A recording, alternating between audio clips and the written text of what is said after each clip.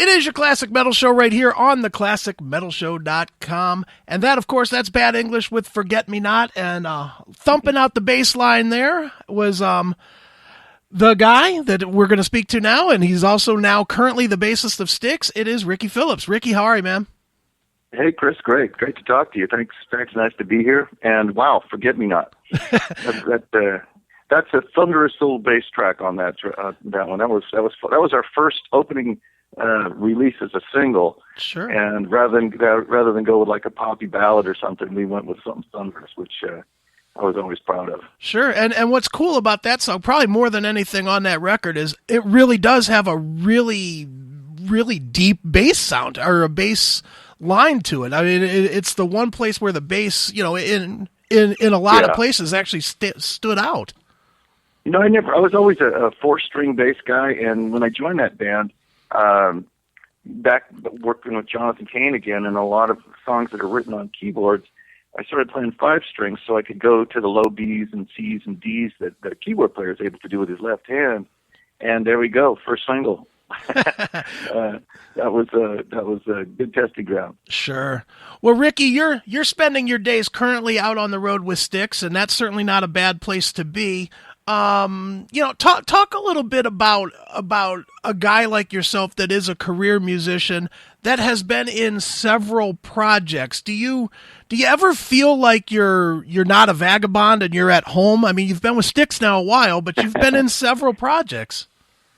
Yeah, I always joke that I could never keep a job. But it's good to keep working and finding new places to, show your wares, and it's nice to be appreciated. It's nice to get those phone calls from people wanting me to help in whatever kind of musical project they're doing. I love music. I love playing all kinds of music, producing it, writing it.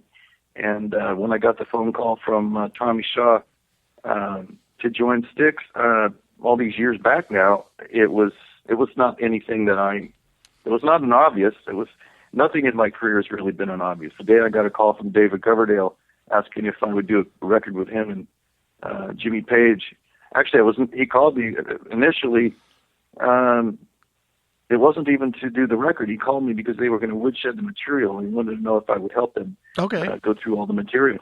And then they were handing me flights to Vancouver, Canada to start recording the record about 5 months later. But it's like I'm saying, it's just when the phone rings, you never know where it's going to come from. And I've kind of taken delight in the twists and turns that my career has gone. But I don't take it for granted. I feel like I'm a lucky guy, to have had the opportunities I have. But you know what they say, whenever you get lucky, make sure you've done the homework so that you're ready for it. Sure. Well, you brought up the Coverdale Page project, which was something I definitely wanted to talk to you about, because I'm a gigantic fan of that record. And I just have to ask, I've met Jimmy Page one time, and I turned into a little school kid. It was literally, will you sign this, Jimmy? I was completely nerved up. Understandable, very understandable. I mean, these guys are iconic. When I was the same way. I was on the road with Jeff Beck for 10, 12 days in the very beginnings of the Bad English days. We went to Japan to kind of open up the band touring, opening up for Jeff. And I was the same way around Jeff Beck. I couldn't. His manager even said, "Ricky, you got to get over this. Come on, we're on the road for a couple of weeks." Right. But the guy to me is like, could do no wrong. Still to this day, he could do no wrong. Jimmy, on the other hand, what a great guy. The very first day I met him, they were setting up our gear as we were going to start working right away the first day. And he walks in the room, walks straight across to me with his hand out, and he said, "Thanks for being here." He said, "I really appreciate it. Glad you agreed to do this." And wow. At that point, it kind of breaks the ice and makes it a lot more comfortable place. Invaluable stuff I learned from that man. And we hung out at night. He and I were really the only ones that ever went out and wanted to go see bands or go to a club and have a cocktail or two. And just I'd ask him all kinds of things about the Yardbirds and when did this happen and who was there then and why did it break up and what happened. Just get hanging out times, and then we would work all day, and it was a great time. Sure. When you're in a band with a guy like that, Is it easy or extremely difficult to, especially at first, to go and say, no, don't play that this way. Try this, or to step in and actually say, I know you're Jimmy Page, but let's see if this works. There weren't really. He's so inventive that he shows up with all kinds of ideas. I mean, he showed up with guitars that I wouldn't even have thought he would have brought. Things I'd never seen him play before, and a B bender on an old Gretsch, and just crazy stuff. He had his arsenal of the Led Zeppelin guitars we've all seen, but and when all the gear arrived in Canada, I set all mine up. When I saw all his uncrated, I started taking pictures because he had pedals and things I'd never even seen before. He had a Vox head that looks like a Marshall, big like a Marshall head, but it was, if you picked it up, thing must have weighed 100 pounds. And there were only 9 of them made. Wow. They were initially made for the Beatles and a couple other people, and I think he actually had belonged to John Lennon. But just the guy goes way deper than anyone even realized how much the guy's invested in music. It's in every pore of his skin. So there wasn't a whole lot of room for me to give him any tips. Right. Everything he was giving me tips, and I was learning. I thought I'd kind of gone the gamut and run through a lot of things, but he's 10 times beyond where I was. Sure. Now, another band that you were in as well, Ricky, was the Babys, which maybe it's just me, but I never understood how there was a lot of bands that made it that were sort of similar in the 80s, and I'm not saying the Babys didn't make it, but they never had the huge breakthrough, even though there's, most people use, I just went and saw the Babys, I don't know, 2 months ago or whatever it was. And when I was trying to find people to go see the shows, people didn't know. I'd say, hey, you want to go see the Babys? They didn't know who it was. Then I started saying, well, Isn't It Time? Or, without you, I would name the songs. They'd go, oh yeah, those songs. Why do you think it was that they weren't in that same league as Foreigner, Journey, Loverboy, whomever at the same time? I think it's really hard to completely know the answer for that. We were on the road a lot. We noticed that we would only sell records where we'd been. Okay. I don't know if there was a lot of promotion. The band got a lot of promotion when they were very first put together in London, but they got initial sort of help, and then I don't think the band really got much help at times when we really needed it. Okay. We would go to record stores when we were in cities and see that there was no product in the store. That was frustrating. So people would go see us and go, oh, wow, I want that record, and they go to, whether it was a Peaches or a Tower Records or Licorice Pizza or wherever, and there was no product. There were a lot of things that probably contributed to it, but it was a good time for us because I had somebody just recently interviewed say, oh, it was like to be in that supergroup. I said, well, we weren't a supergroup yet. We hadn't proven ourselves. So the fact that Jonathan King, John Waite, and I have had great success in our careers outside of the band, that hadn't happened yet. We were still trying to kick that wall down, and it was fun. It was a great learning ground for, I think, all of us. It was a great support within the band. I love those guys. They were, we were all of us were in the trenches. Tony and Wally now out with Derek. They got a new singer, and they're out with the Babys. And those guys were a big part of our sound, so they should be doing that, and we all applaud them. But the songs were great. Sure. Where we went at that time, I remember when I first joined the band in 1978, John Waite said, look, if you have a song idea at 3:00 in the morning, call me up, we'll put on the coffee, and we'll get right to it. I mean, we partied hard, but we worked harder. Sure. And, it was a great time in music and a great time and a great kind of proving ground for me. I learned an awful lot from all those guys. We kind of taught each other as we went. Sure, absolutely. Now, moving up to where we are today, Ricky, you're obviously the current bass player in Styx, and that has to be a great place to be as a musician, because another band with you could just throw albums up and find 3 or 4 hits off of every album that they pretty much ever did. Right. For when you walk into that situation, and certainly Tommy and JY have been there forever, how at first I'd imagine you kind of just go with the flow and see what's going on, but as you spend more time, do you start feeling that you have, places to help the band evolve? I think so, but one of the things that we do is we stress the sound of Styx and try to hold true to that. So I would never introduce any new information as far as changing the sound of the band. My mission, really, in joining the band, was to learn everything that Chuck Panozzo recorded, play that, and then figure out where in the set I can deviate and be myself, so that it's not a karaoke situation. Sure. That's what I noticed. Todd Zuckerman, the drummer, when John Panozzo died, Todd Zuckerman, who was the local hotshot Chicago drummer, came in and took his place. Right. Well, what a find, because Todd is, world-renowned drummer, is tour always, whenever we take time off, he's touring in South America, Europe, wherever.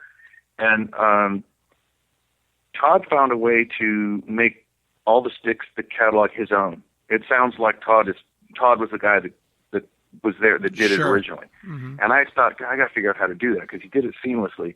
And I eventually did. But we try to make sure that we play the songs the way people heard them, the way they've grown up hearing them, the way they are on the radio. We don't change the keys. We play all the songs in the original keys. We all do the warm-up it takes to do that and sing those songs and hit all those harmonies the way they are on the records.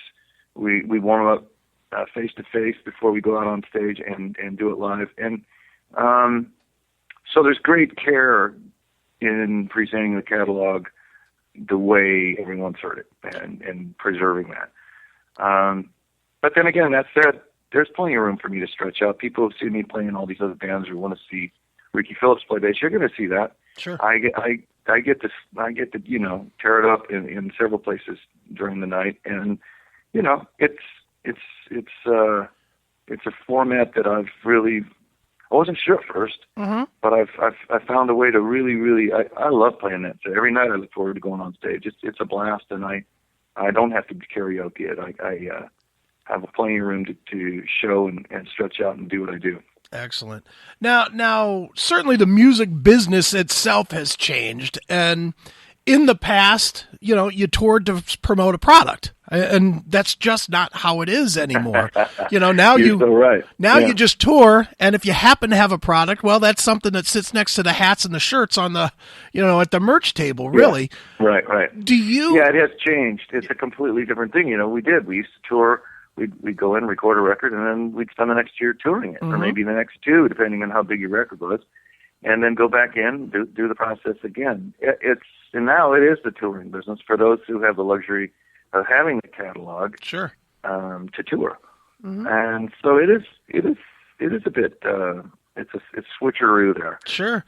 Do you? But we enjoy it. We also have enough of a catalog going back in different albums, and from prog to I don't know, poppy to ballady or to whatever it is. Styx is pretty diverse. Sure. And through the years, and so that makes it fun, because we're not just kind of slamming down the same style of song at one after the next. There's a lot of directions that we go during the course of a show, and with all those deep cuts, a lot of them that people know, we're able to, depending on what time of year it is. Like right now, it's great. I love this time of year because we're able to sometimes even do 2 sets where we take an intermission and we really play a long evening of music and go deep into the catalog. And when we can, that's a fun night. And it's as enjoyable for us as it is for the diehard fans that want to hear Castle Walls or Queen of Spades or whatever it is, Sweet Madam Blue. Right. So yeah, we've figured it out. I think it's to us, not that we don't want to record someday, and when we pull the bus over, that will probably happen. But right now we're booked into next year, and we tour a lot. We run the show over 100 days a year. Sure. Or excuse me, probably almost 200 days a year because Wow. we do well over 100 shows every year. So it's, we love our crew. We don't want to lose them.